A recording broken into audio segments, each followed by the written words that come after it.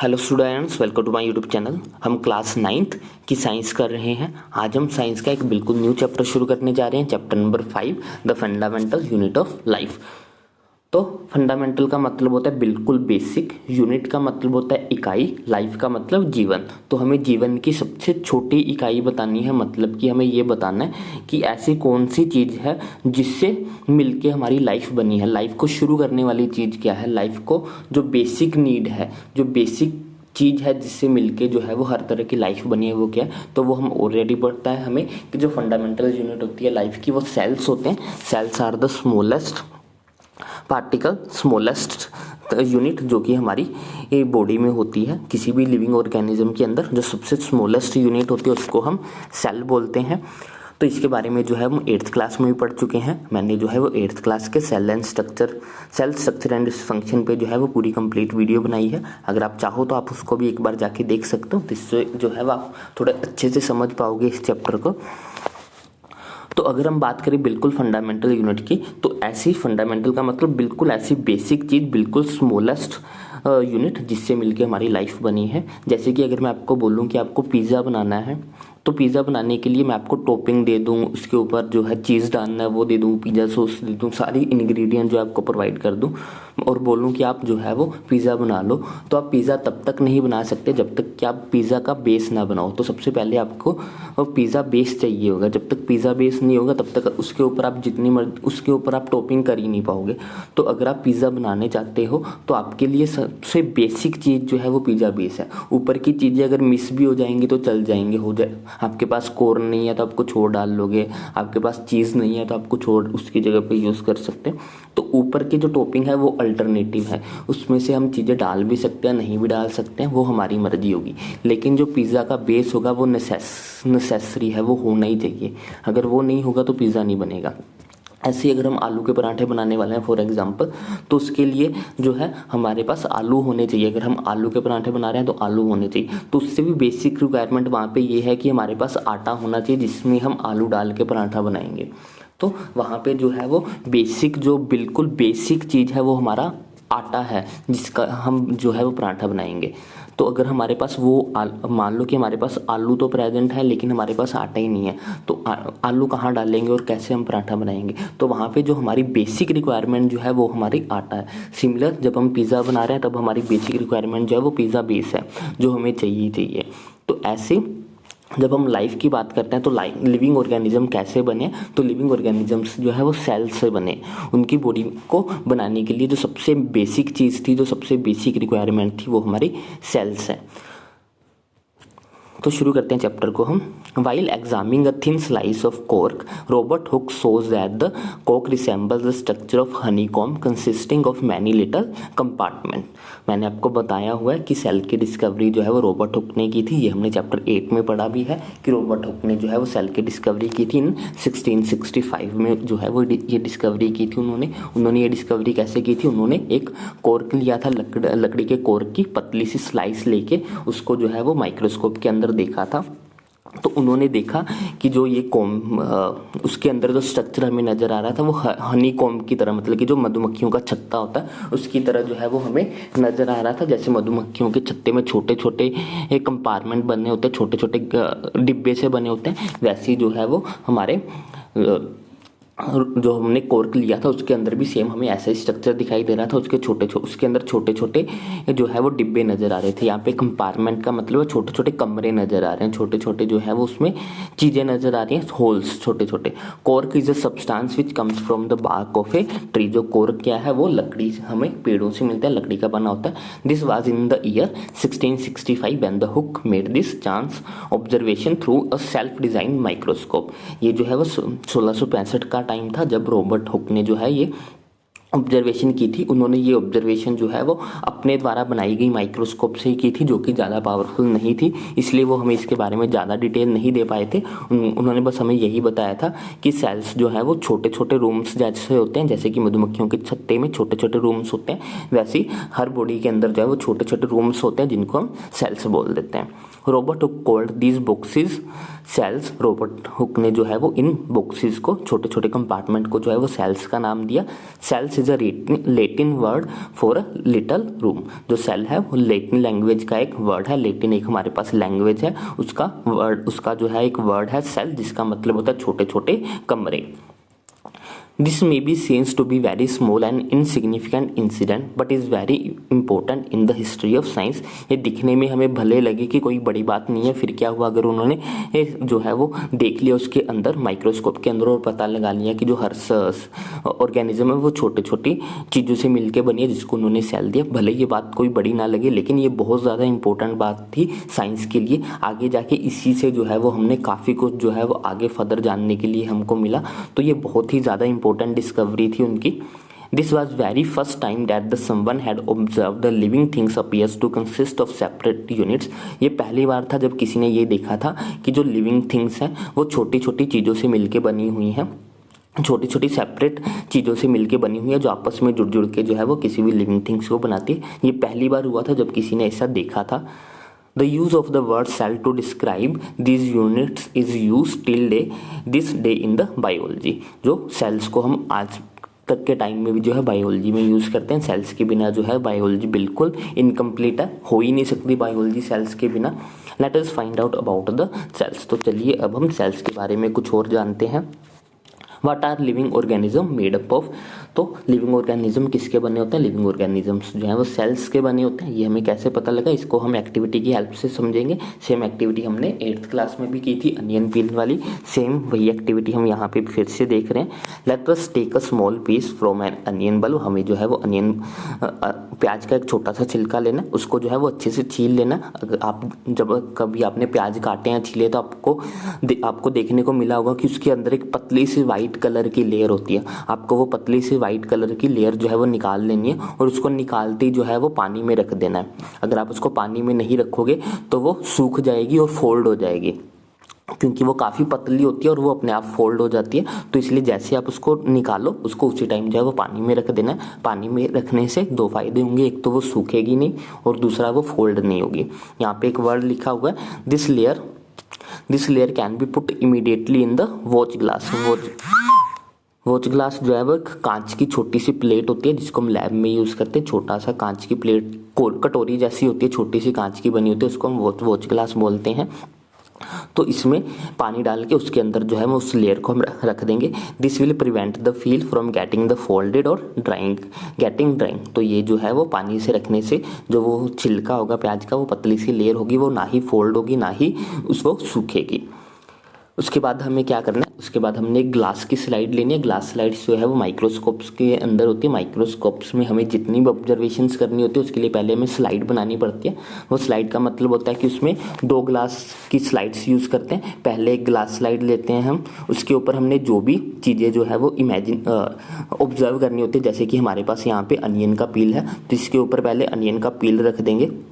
इसके ऊपर एक ड्रॉप जो है वो पानी की डाल देते हैं। तो पानी की ड्रॉप इसलिए डालते हैं ताकि जो है वो अच्छे से स्लाइड के साथ चिपक जाए, उसमें कोई भी एयर बबल नहीं रहना चाहिए। उसको अच्छे से जो है वो बिल्कुल सीधा करके बिछाना, उसके ऊपर लेयर को जो है वो बिल्कुल सीधा करके अच्छे से जो है वो ग्लास स्लाइड के ऊपर रखना, ताकि उसके बीच में कोई भी एयर बबल ना रहे, मतलब कि उसके बीच में एयर नहीं रहनी चाहिए। और फिर क्या करना है, इसके ऊपर आयोडीन की 1 या 2 ड्रॉप जो है वो डाल देनी है इसके ऊपर। जो हमने वो पील रखी होगी अनियन की पील, उसके ऊपर हमने जो है वो आयोडीन की 1-2 ड्रॉप्स जो है वो डाल देनी है। आयोडीन एक सॉल्यूशन होता है, उसकी ड्रॉप्स हमें इसके ऊपर डालनी है। और जैसे हम इसके ऊपर आयोडीन डालेंगे तब इसके ऊपर दूसरी जो ग्लास स्लाइड होगी वो उसके ऊपर रख देंगे। 2 ग्लास स्लाइड्स होती हैं, पहले के ऊपर हम जो है वो अनियन पील को रखेंगे, फिर उसके ऊपर जो है वो 1 ड्रॉप पानी की डाल देंगे, फिर जो है वो उसको अच्छे से सीधा करके उसके ऊपर 1 ड्रॉप जो है वो आयोडीन सॉल्यूशन की डालेंगे, फिर उसे कवर कर देंगे दूसरी ग्लास स्लाइड के साथ। तो हमारे पास स्लाइड बन जाती है। इस स्लाइड को जो है वो हमें ऑब्जर्व करना होता है माइक्रोस्कोप के अंदर। ये हमारे पास माइक्रोस्कोप है। जो हमारी ग्लास स्लाइड होती है वो हम यहाँ पे रखते हैं। ये यहाँ पे ग्लास स्लाइड रखी हुई है हमने, ये हमारी ग्लास स्लाइड है जिसको हम माइक्रोस्कोप की हेल्प से देखते हैं। ये ऊपर हमारा आई पीस होता है। आई पीस का मतलब होता है जहाँ से हम देखते हैं चीज़ों को, जहाँ से हम देख रहे होते हैं। और ये नीचे हमारा ऑब्जेक्टिव लेंस होता है। ऑब्जेक्टिव लेंस का मतलब होता है जो ऑब्जेक्ट के पास होता है। जैसे कि अभी हमारा ऑब्जेक्ट क्या है, अभी हमारा ऑब्जेक्ट है अनियन पील। तो अनियन पील को जो चीज़ देख रही होगी उसको हम ऑब्जेक्ट लेंस बोलेंगे। उसके बाद ये जो होता है ये वाला पार्ट, ये इसकी आर्म होती है माइक्रोस्कोप की, ये इसका बेस होता है, यहाँ पे एक मिरर लगा होता है, ये मिरर होता है जो कि हमें लाइट जो है वो लाइट को एडजस्ट करने में हेल्प करता है। हमें जब भी ऑब्जर्वेशन करनी होती है माइक्रोस्कोप के अंदर तो हम इस मिरर को जो है वो एडजस्ट करते हैं ताकि हमारी स्लाइड के ऊपर लाइट पड़े।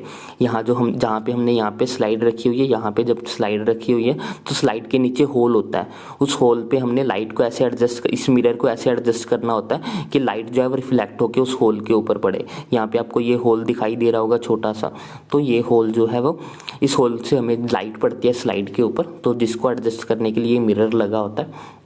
यहाँ से जो है हम इसको एडजस्टमेंट कर सकते हैं, ऊपर नीचे कर सकते हैं, जैसे भी हमें इसको एडजस्ट करना होता है वो कर लेते हैं हम। तो ग्लास स्लाइड जब हम बन जाती है हमारे पास, तो हमें इसको माइक्रोस्कोप के अंदर रख के ऑब्जर्व करना होता है। What do you observe as we look through the lens. हम जब लेंस मतलब कि आई पीस में से देखेंगे तो हमें क्या देखने को मिलेगा, तो हमें जो भी देखने को मिल रहा होगा उसका हम स्ट्रक्चर बना लेंगे। वो स्ट्रक्चर जो है वो हमें ऐसा देखने को मिलेगा। हमें छोटे छोटे कंपार्टमेंट जो है वो इसके अंदर दिखाई दे रहे हैं। ये देखिए, ये छोटे छोटे रूम्स जो है वो हमें नजर आएंगे, इसको ही हम सेल्स बोलते हैं। ये छोटे छोटे जो स्ट्रक्चर्स हैं इनको हम सेल्स बोलते हैं। आप जितने मर्जी बड़ी अनियन पील ले लो, जितना मर्जी छोटी अनियन पील ले लो, सब में जो है वो हमें ऐसे ही स्ट्रक्चर देखने को मिलेगा।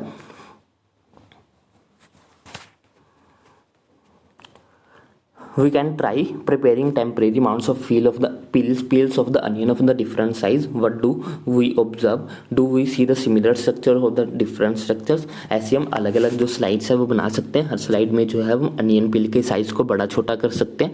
तो हमें देखने को ये मिलेगा कि हम साइज जितना मर्जी बड़ा ले ले अनियन पील का, या जितना मर्जी छोटा ले ले, लेकिन सब में जो है वो हमें सेम स्ट्रक्चर ही देखने को मिलेगा। वट आर दीज स्ट्रक्चर्स, ये छोटे छोटे स्ट्रक्चर्स क्या है। These structures look similar to each other, ये सारे स्ट्रक्चर जो है वो एक दूसरे के सिमिलर हैं। आप यहाँ पिक्चर में देखिए, सभी एक दूसरे जैसे ही नजर आ रहे हैं, कोई भी एक दूसरे से अलग नहीं है, सभी सिमिलर हैं। Together they form a big structure like the onion bulb, सभी जो है वो एक साथ मिलके जो है वो एक बड़ा स्ट्रक्चर बनाते हैं जिसको हम अनियन बल्ब बोलते हैं, मतलब कि अनियन का छिलका बोलते हैं। We find from this activity that onion bulbs of the different size have similar small structures visible under the microscope. इस एक्टिविटी से हमें ये भी पता लग गया कि अगर हम अनियन बल्ब का डिफरेंट साइज यूज़ करते हैं फिर भी जो है वो हमें सेम सिमिलर जो है वो स्मॉल स्ट्रक्चर ही दिखाई देते हैं माइक्रोस्कोप के अंदर।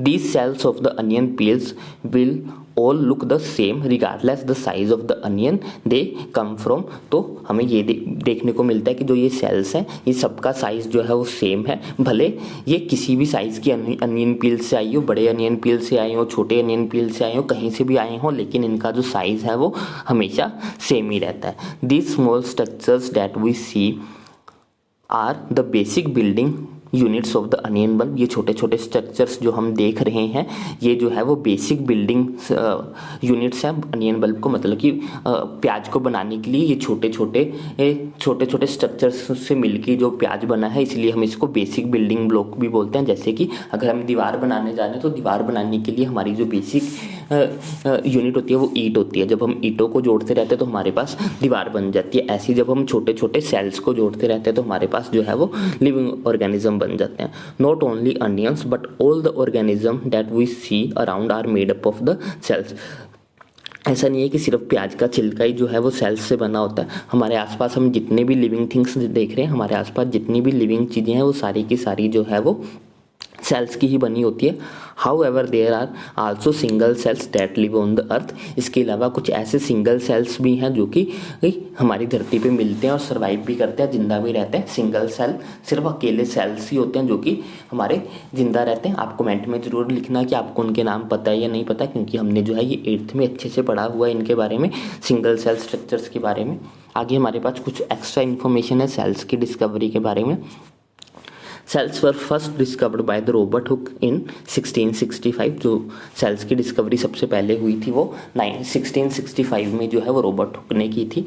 ही observe the cells in a cork slice with the help of primitive microscope. उन्होंने जो है वो एक माइक्रोस्कोप की हेल्प से कॉर्क की स्लाइस को जो है वो माइक्रोस्कोप में ऑब्जर्व किया था और जिससे उनको सेल्स मिले थे देखने को। परमिटिव का मतलब होता है बहुत ही साधारण सी माइक्रोस्कोप थी, ज़्यादा पावरफुल नहीं थी। उसके बाद Leeuwenhoek with the improved microscope discover the living cells in the pond water for the first time. मैंने आपको ये भी बताया था क्लास 8th में कि जो रॉबर्ट हुक ने डिस्कवरी की थी सेल्स की, वो सारे के सारे डेड सेल थे, क्योंकि उन्होंने कॉर्क को यूज़ किया था जो कि उस टाइम तक सूख चुकी थी लकड़ी, और सूखने के कारण उसके अंदर जितने भी सेल्स थे वो सारे के सारे मर चुके थे। तो मैंने आपको ये बताया हुआ है कि रॉबर्ट हुक ने जो डिस्कवरी की थी सेल्स की, वो सारे के सारे सेल्स जो थे वो डेड थे। उसके बाद लेवन हुक ने 1664 में पहली बार जो है वो लिविंग सेल्स की डिस्कवरी की थी।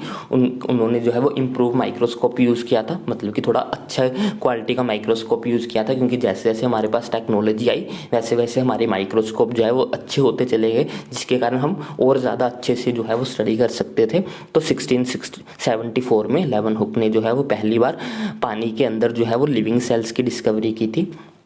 It was Robert Brown in 1831 who discovered the nucleus in the cells।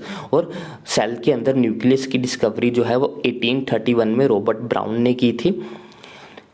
परकिंजी ने in 1939 coined the term protoplasm for the fluid substance of the cells. Cell के अंदर एक फ्लूइड लाइक सब्सटेंस होता है जिसको हम प्रोटोप्लाज्म होता है, इसके बारे में हम पढ़ चुके हैं 8th में। उसकी डिस्कवरी जो है वो 1839 में जो है वो परकिंजी ने की थी। The cell theory that all the plants and the animals are composed of cells and the cells is the basic unit of the life was presented by two biologists, Schleiden and Shevwan। तो जो cell theory है जिसके अंदर हमें ये कहते हैं कि जो सारे प्लांट्स और एनिमल्स हैं वो जो है वो सेल्स से मिलके बने हुए हैं, और सेल्स जो है वो किसी भी लाइफ की बेसिक यूनिट है। ये थ्योरी जो है वो दो साइंटिस्टों ने दी थी, श्लेडन ने और शेवान ने।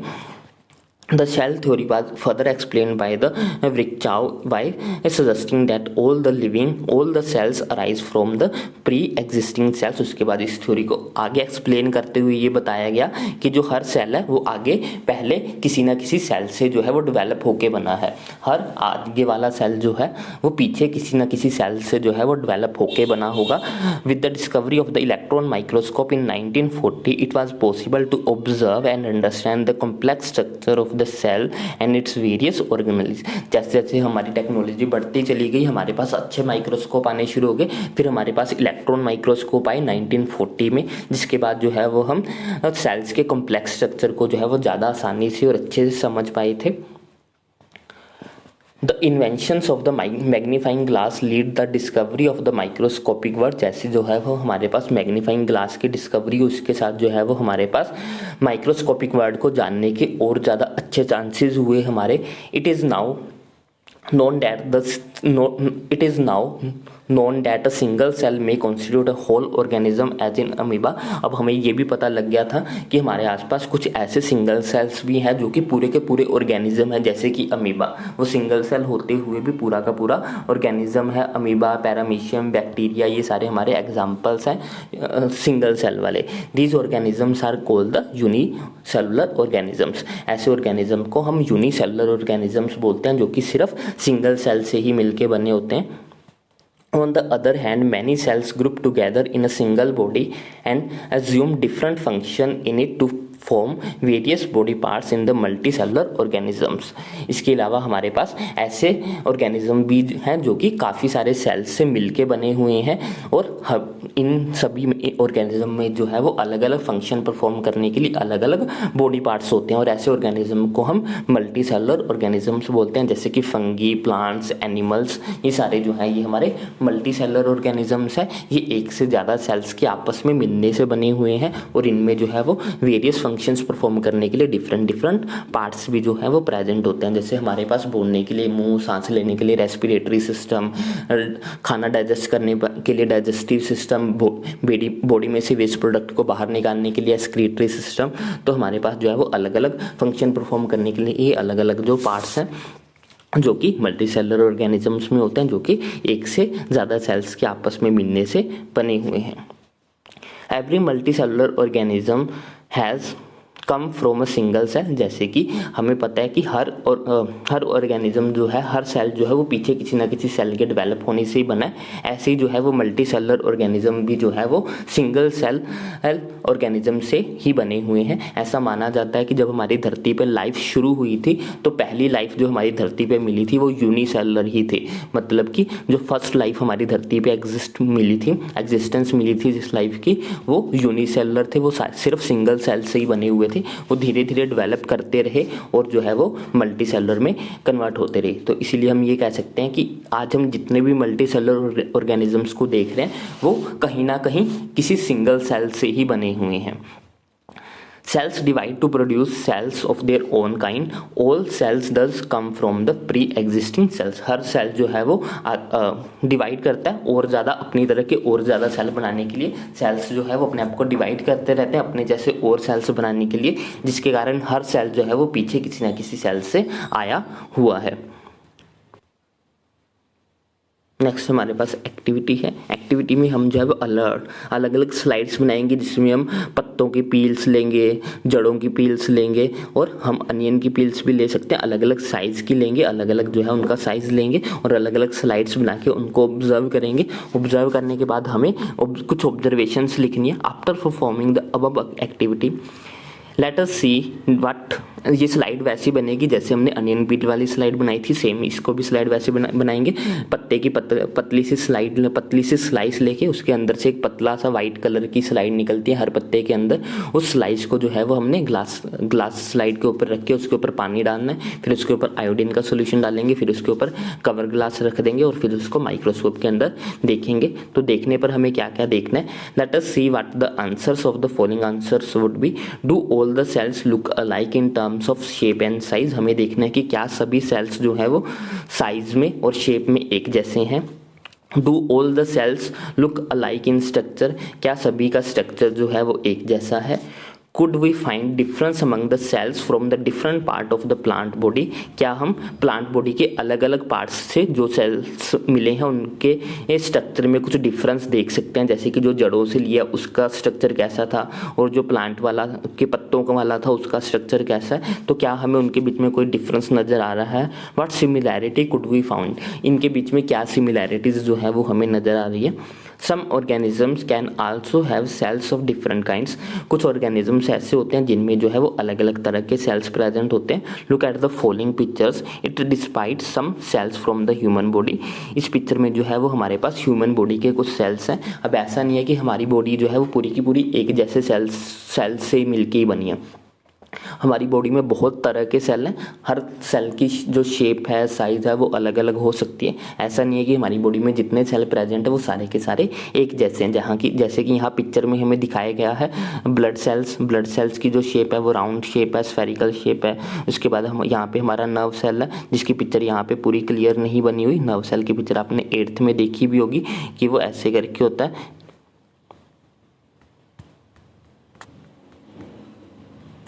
तो नर्व सेल जो है वो ऐसा होता है हमारे पास। उसके बाद जो है वो हमारे पास यहाँ पे ओवम आ गया। ओवम का स्ट्रक्चर भी हमने देखा हुआ है 8th क्लास में। ये हमारा बोन सेल आ गया। बोन सेल का ऐसा होता है। स्पर्म का स्ट्रक्चर हमने देखा हुआ है। ये हमारे फ्लैट सेल्स हैं जो कि हमारी बॉडी में मिलते हैं।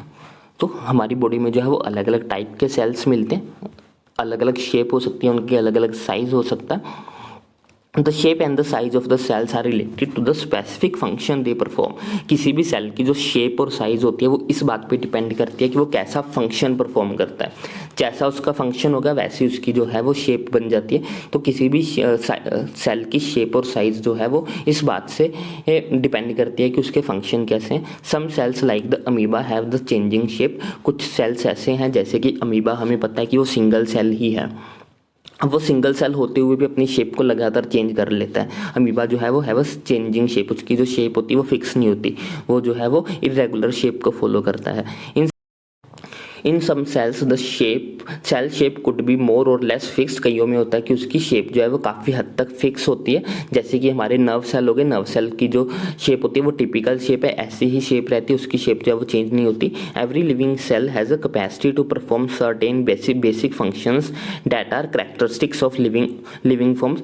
हमारे आसपास जितनी भी लिविंग चीज़ें हैं वो कुछ ना कुछ जो है बेसिक फंक्शंस परफॉर्म करते हैं जो कि उनके जिंदा रहने को भी दर्शाती हैं। How does a living cell perform these basic functions, कैसे जो है वो लिविंग सेल्स ऐसी बेसिक फंक्शंस को परफॉर्म करते हैं। We know that there is a division of labour in multicellular organism such as human beings. हमें पता है कि हमारी बॉडी है उसमें जो है वो हर काम करने के लिए काफ़ी ज़्यादा डिवीज़न होती है, हर पार्ट जो है वो अलग अलग चीज़ें करने के लिए बना होता है। This means that the different parts of the human body perform the different function. इसका मतलब यही है कि हमारी बॉडी में अलग अलग कामों को करने के लिए अलग अलग बॉडी पार्ट्स हैं, मतलब कि हर पार्ट जो है वो डिवाइड हुआ है, डिवीज़न हुई है कि किसने कौन से पार्ट ने कौन सा काम करना है। The human body has heart to pump blood, human body के पास दिल है जो कि खून को पंप करने का काम करता है। A stomach to digest the food and so on, पेट है जिसमें हम खाना पचाते हैं। Similarly division of labour is also seen and within a single cell in many cases. कई बार ऐसा होता है कि जो सिंगल सेल स्ट्रक्चर्स होते हैं उनके अंदर भी जो है वो ये काम बटा होता है कि कौन से पार्ट ने कौन सा काम करना है। In fact each such cell has got certain specific component within known as the cell organelles। हर सेल के अंदर जो है वो कुछ ना कुछ स्पेसिफिक कंपोनेंट्स होते हैं, मतलब कि उसके अंदर कुछ ना कुछ चीज़ें होती हैं जिनको हम सेल ऑर्गेनेलिज बोलते हैं। Each kind of cell organelle perform a special function, और जो हर तरह की सेल ऑर्गेनेली होती है वो हर तरह एक जो है वो स्पेशल फंक्शन को परफॉर्म करती है। एक तरह की सेल ऑर्गेनेली जो है वो एक तरह का स्पेसिफिक काम ही करेगी, उसके अलावा वो काम नहीं करती है कोई और। such as making new materials in the cell, clearing up the waste material from the cell and so on, जैसे कि उसको साफ करना, सेल को साफ करना, उसके वेस्ट प्रोडक्ट को सेल में से बाहर निकालना, ऐसे बहुत सारे काम है जो सेल ऑर्गेनेलिज के द्वारा किए जाते हैं। A cell is able to live and perform all its function because of these organelles. Cell जो है वो जिंदा रह पाता है और अपनी सभी बेसिक फंक्शन जो है वो कर पाता है सेल ऑर्गेनेलिज के कारण। अगर उसके अंदर सेल ऑर्गेनेलिज नहीं होंगी तो ये जो है सेल जो है वो अपने बेसिक फंक्शंस नहीं कर पाएंगे, जिसके कारण जो है उसके लिए जिंदा रहना मुश्किल हो जाएगा। These organelles together constitute the basic unit called the cell। ये सारे सेल ऑर्गेनेल्स जो है वो आपस में मिलके जो है वो एक बेसिक यूनिट बनाते हैं जिसको हम सेल बोलते हैं। It is interesting that the cells are found to have the same organelles no matter what their function is और what organism they are found. जो हमारे पास सेल ऑर्गेनेलिज होते हैं उनका जो काम होता है वो सेम ही होता है, इसके कोई फ़र्क नहीं पड़ता कि वो ऑर्गेनिज्म कैसा है और उसमें कहाँ पे वो मिलती है, लेकिन उनका जो फंक्शंस होता है वो सेम ही रहता है हर केस के अंदर। तो नेक्स्ट है हमारे पास what is a cell made up of, what is the structure of the organisation of cell. तो ये हम नेक्स्ट वीडियो लेक्चर में करेंगे। आज के लिए बस इतना ही। आई होप आपको यहाँ तक जो है ये अच्छे से समझ में आया होगा। अगर आपको कोई भी डाउट हो तो आप कमेंट सेक्शन में लिख सकते हो। अगर आपको वीडियो अच्छी लगी तो इसको लाइक करें, शेयर करें, चैनल को सब्सक्राइब करें। Thanks for watching, bye bye, take care.